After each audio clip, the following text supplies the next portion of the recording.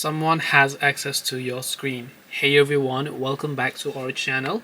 In this video we are going to learn how we can solve the someone has access to our screen problem, so make sure to watch the video till the very end. Now this type of issue is usually common with the Google Messages application. When you open it up, you might get such kind of pop-up that says someone has access to your screen or some kind of messages or something like that. Now to solve this is actually quite simple. All you have to do is just long press the Google Messages app icon here, then you'll find the I button. Just make sure to tap the I button there, and as you tap on the I option there, you're gonna come in this page where you'll come to app info. Now from here, just go to storage option of Google Messages. Make sure to clear the cache files and also make sure to clear the data. Once you clear the cache files and the data, now you can just try to open up Google Messages again and see if you get such kind of issues, because most likely the issue would have been solved.